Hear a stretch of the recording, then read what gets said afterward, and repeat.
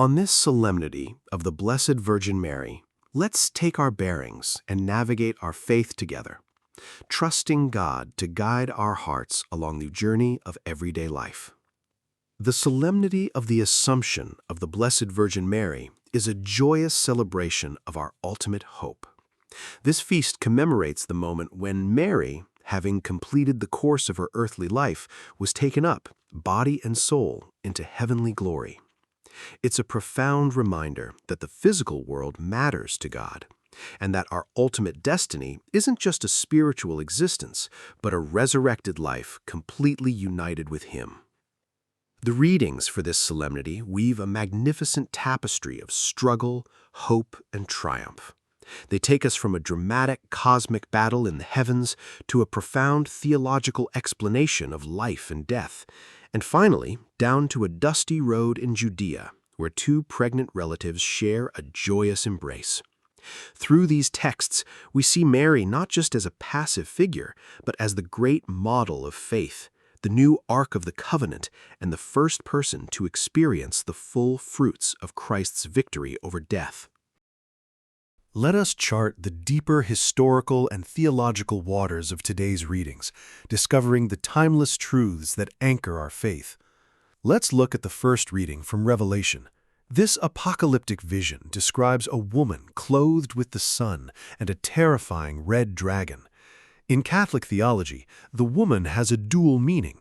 She represents the Church in her glory, bringing forth Christ into the world amidst persecution, and she uniquely represents Mary, the mother of the Messiah. The dragon, symbolizing Satan, waits to devour the child, but the child is caught up to God's throne. The woman fleeing to the desert reflects God's providential care and protection. This reading frames the Assumption as a victorious culmination of the battle against evil, where Mary shares in her Son's definitive triumph. Next, in the first letter to the Corinthians, St. Paul offers a masterful theology of the resurrection.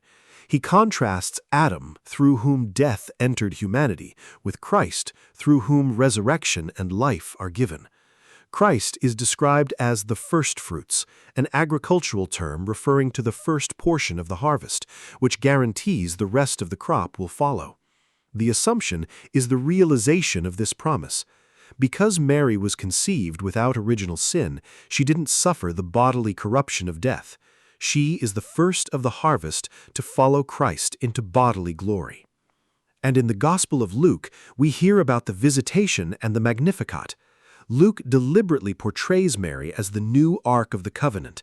Just as David danced before the Ark when it was brought to the hill country of Judah, John the Baptist leaps in Elizabeth's womb when Mary arrives in the same region. The Magnificat, Mary's great song of praise, is a revolutionary hymn. It reveals the core of God's nature.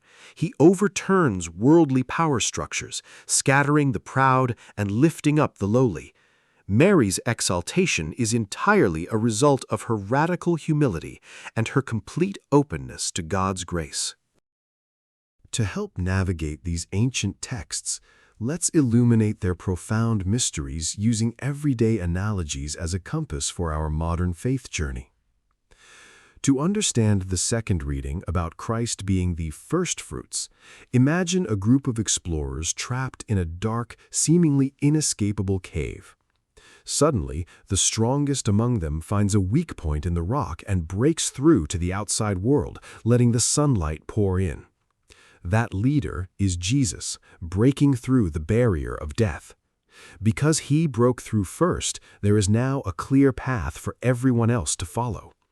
Mary is simply the very first person to follow her Son through that opening, stepping out of the darkness and into the full, radiant light of heaven, body and soul.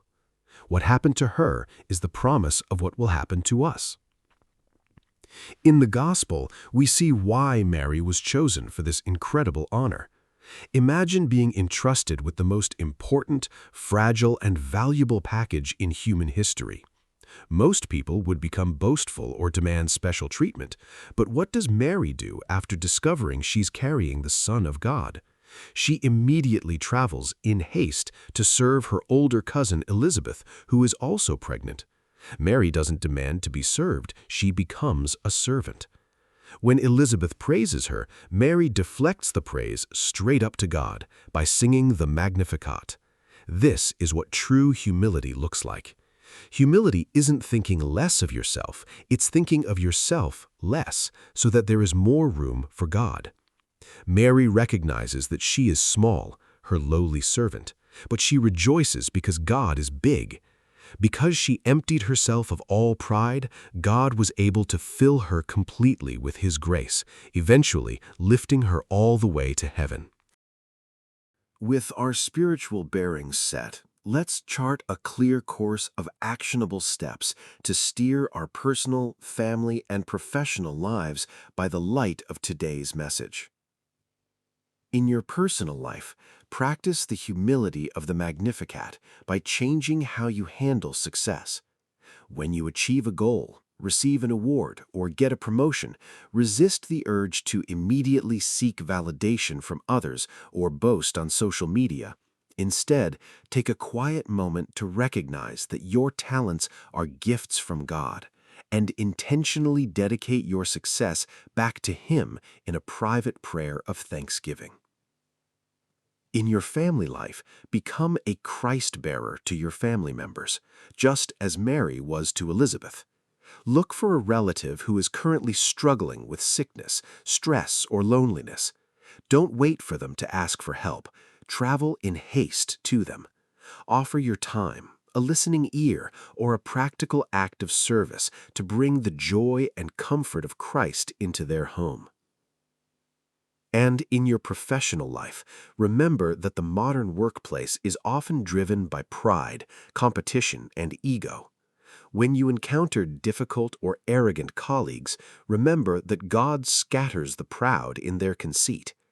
Don't respond to workplace pride with your own pride. Choose to respond with quiet competence, patience, and humility, trusting that God sees your honest efforts and will lift you up at the proper time. In summary, the solemnity of the Assumption of the Blessed Virgin Mary offers a glorious glimpse into our ultimate destiny, with Mary leading the way as the first to share fully in Christ's victory over death. From the dramatic cosmic battle depicted in Revelation to the profound theological truth of Christ as the firstfruits in Corinthians, the Scriptures illuminate God's saving power over sin and bodily corruption. In the Gospel, Mary's humble visitation and joyous Magnificat reveal that God bypasses worldly power to elevate the lowly and fill the empty. We are called to live this reality today by striving to be Christ-bearers in our own families, actively seeking out those who are struggling and quickly bringing them the comfort and service of Christ, just as Mary did for Elizabeth.